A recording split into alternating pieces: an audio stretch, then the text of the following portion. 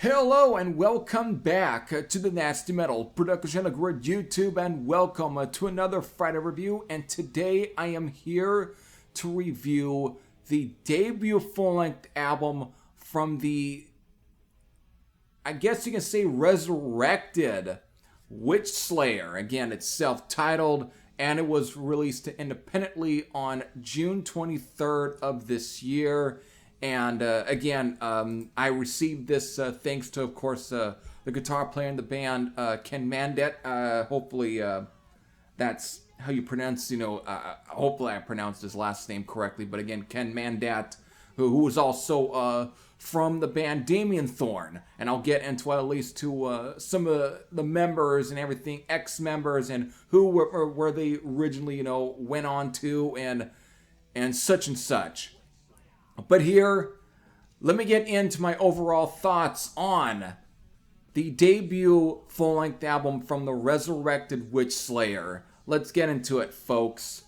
Okay, before I really get into pretty much my overall thoughts on the self-titled debut album from these guys, you know what I have to do. I have to do a track listing rundown so I can tell you folks what are the songs were on this album, how many songs were on this album, and what's the time length for this album. And since we have at least about 11 songs here, it all clocks in at the length of 52 minutes and 9 seconds. So these 11 songs are, of course, the song Witchslayer, Crypt, Salem Trials, Losing It, I Don't Want to Die, Vixen, Seduction, Augury, Hang 'em High, Baneful Ruin, and then finally ending with Deceiver. So there's your 11 songs for the self-titled debut album from the resurrected Witchslayer. Now, if you are probably, who knows, you may not be that familiar with Witchslayer.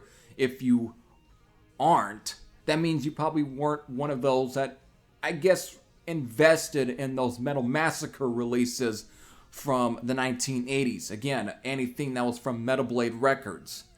So, but if you are, then this might not be all that new to you, but who knows, this might be because of, who knows, you may not have been following whatever this band was doing, since they only had one song that was featured on Metal Massacre 4. But, again, didn't go anywhere further, from that Metal Massacre 4 comp, again, with the song I Don't Want to Die, which I already mentioned. And that was basically it for what anybody had heard, unless you were there in Chicago and went to their shows and probably was able to pick up a copy of their demo cassette from 1983. Which there's at least 5 songs from that demo that pretty much are on the release here. Actually, the entire demo, because again, the demo was only 5 songs. With that, members ended up leaving and so on. I mean, finally get into at least the members that Witchslayer had. One of them probably being Sean McAllister, who again would leave Witchslayer after the 1983 demo to join Trouble, the other Chicago band, and pretty much was on 2 of their full-length albums, that being the first 2. Basically, the self-titled, also known as Psalm 9, and of course, The Skull. And then that was basically it for him and Trouble. Also, this even featured a member named Pat Ryan, who was also in the band Warcry, who was also on, I believe it was Metal Massacre 4 as well. And that, of course, would have featured a very young, Paul Speckman, who would later on would do, like, God dang it, Death Strike, and of course then Master, and all of those kind of, being part of the really early sort of death metal scene.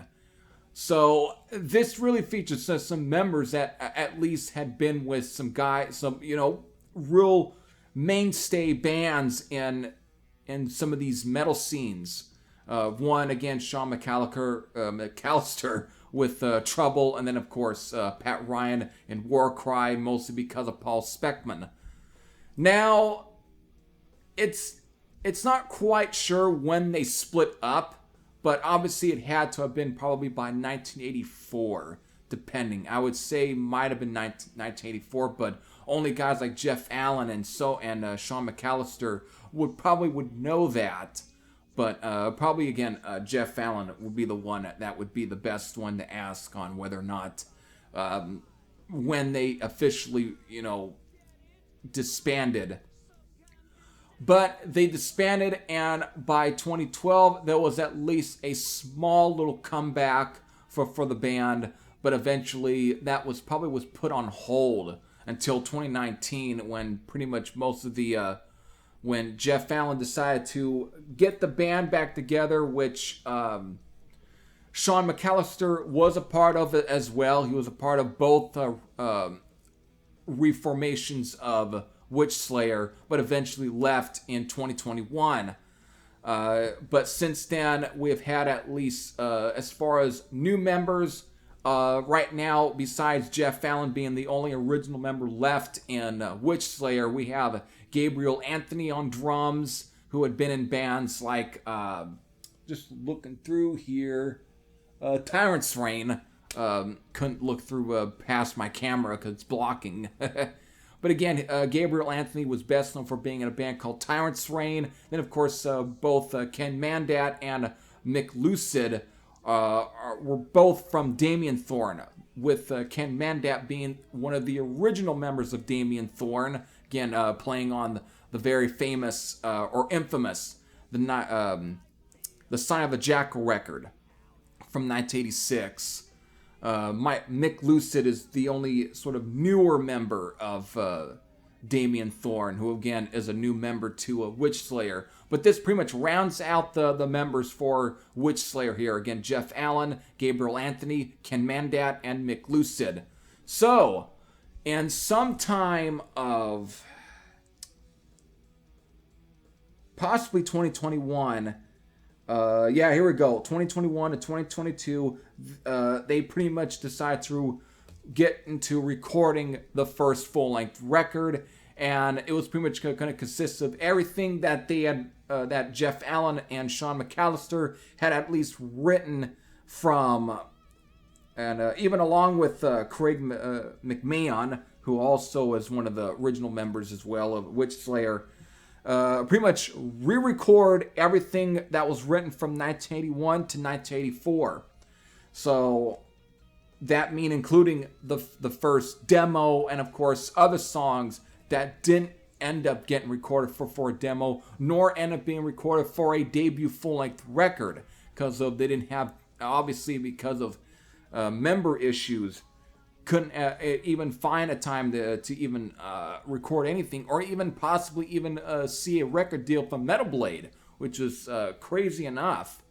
But still, they at least gotten to record everything they had written from 1981 to 1984, and that pretty much rounded out the entire full-length album here. So here we go. And I don't know, I probably can just make this short and sweet, but musically, and even to the production and everything, this sounds like it really is as true to the original stuff as possible. Hell, half the time it sounds like it was possibly recorded in at least 1984. It sounds exactly the same as probably as these songs probably did in 1984. They sound no different. This is pretty much a straight up US metal than the best possible ways. It sounds like you were taken back into a time machine that dialed the timeline all the way back to Metal Blade records circa 1983, 1984, or 85. That sort of classic, really primitive era of Metal Blade records when they had Slayer and bands like Trouble, Hallows' Eve, and Thrust, and such. Any of these kind of bands, it's like it brings you back to that era, and Fate's Warning and all of that. And again, there's a very much a bit of comparisons as well to early Fate's Warning. Another band that really, when listening to this, and I mean I should bring this up as well, that Sean McAllister. I don't know why I'm having such a problem pronouncing his last name. It's almost insulting. Still, he actually does perform bass tracks on the song Witchslayer and I Don't Want to Die. So he does at least is featured on the record in some form.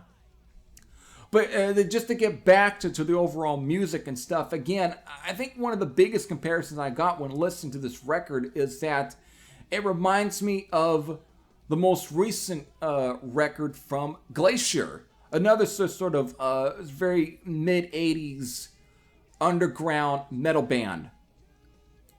It's a very similar situation, I would say, with that, and musically, again, it doesn't stray too far off from the formula of the original songs.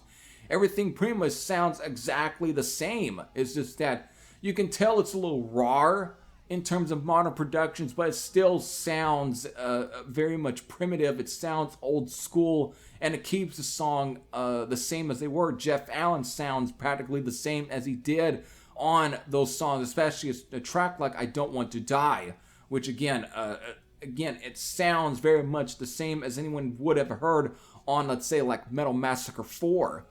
It just, everything is pretty much the same. It's just that the only thing that's going to be different to this album is the addition of songs like Salem Trials, Crypt, Vixen, Augury, Hang 'em High, and Baneful Ruin, actually. These are the only songs that pretty much come across as being the more newer songs to anyone who might have been very familiar with the Witchslayer's, 1983 demo. But other than that, even these are absolutely perfect amongst the other, 5 songs that were on the demo. But again, these were all of these 11 songs are pretty much were written from 1981 to 1984, around the same time as those 5 songs on that demo. So that's why everything just sounds so classic and sounds a lot more truer to that period, is just because of these were all songs from that period. And they're just so greatly done. I love tracks such as, for example, like the song Witchslayer, which is again, it really does open up with really 4 great freaking tracks. Actually, you could say 5 into like the song Witchslayer, Crypt, Salem Trials, Losing It, and I Don't Want to Die. They definitely, here and there is definitely a bit of, I would consider the US power metal, which is basically would mostly go for bands like early Fate's Warning and just some of those kind of bands and Glacier and so on that I think kind of fit in that, and I'd really get plenty of that on here. Everything just, it's more energetic. The guitar playing and the riffs and stuff are just freaking great. Everything just comes across as very hot in terms of the performances, and again, it begins that way with, again, the song Witchslayer, Crypt, and Salem Trials, which really kind of almost borders on being very much speed thrash metal, especially with a song like Losing It, which starts out kind of a little bit more doomier, especially with a song like I Don't Want to Die. Most of them have almost a very slight doom metal feel, mostly I would say on the same vein of someone like Trouble in that, or some of the doomier bands that you kind of would hear on the Metal Massacre compilations, records and so on. But other songs that are just great as well. I mean, Losing It kind of borders on a thrash here and there in terms of middle section, because it kind of borders from being more slower to then being a little more faster. It kind of builds up pacing and stuff. Very even similar to, let's say, like an Agent Steel or even a Abattoir kind of style in a way, or early Hallows Eve, that kind of feel. And mostly I'm talking about Tales of Terror period, Hallows Eve. It just get kind of, I just get that overall feel from just some of these songs, especially like Seduction and Hang 'em High, Baneful Ruin, and of course the last song, Deceiver. All of them. It's just straight up old school Metal Blade circa US metal, and it's very much raw. The production, I would say, again, even though it's raw, it's just, as I've said pretty much throughout most of the time that I've been reviewing this record, it just gives it that vintage, very primitive sound, and in many ways staying true to the original formula of the old songs. Even if you can tell that the tunage of the guitars are definitely a bit more modern in some cases, but it's not without sounding very classic, and that's due to the recording of the songs. It just sounds a lot more primitive, and I think it's why these songs work for me on here, because of it doesn't sound like your modern day kind of nuclear blast style of production, you know, the Andy Sneaps and stuff. It doesn't sound like that. Instead, it just sounds more raw and more old school, and it's why I think this album has just worked so much for me, and why I get a lot of overall vibes of, let's say, like Glacier and so on. It's like of 2 years ago, and it's why I get those same feelings, and it's just a freaking great record though from beginning to end. Everything's pretty much great on here. Everyone just sounds obviously in top-notch form.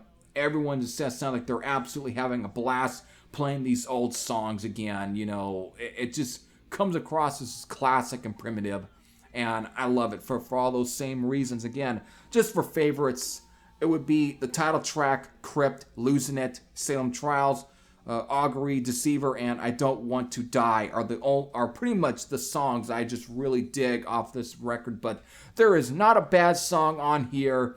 Everything is just straight up classic stuff. I really dig it. It's really probably coming close to being one of my favorite new releases of 2022. Just such great stuff on this record. So that's all I can say.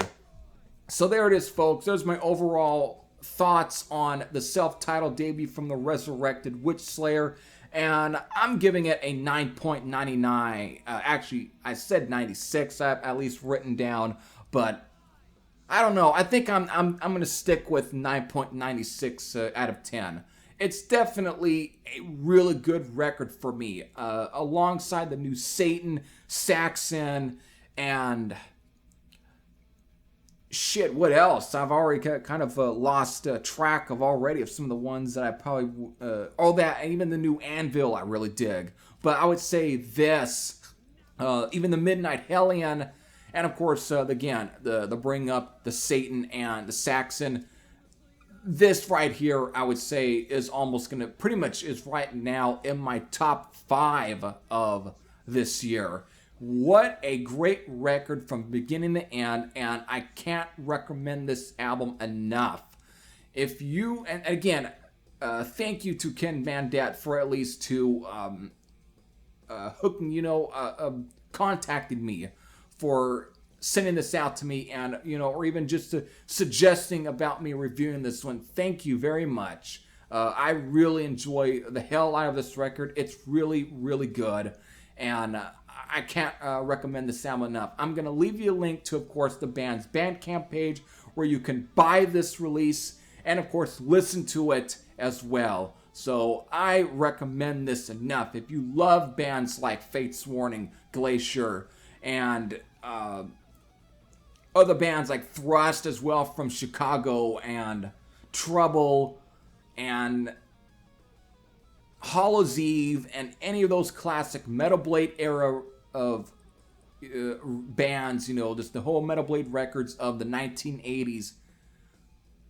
This, I don't think, is going to disappoint you. It is a really good record from beginning to end. I really enjoy it. So there we go. I hope all of you enjoyed. This is Heavy Thrasher saying I am out, and I'll see you all later. Take care, everyone.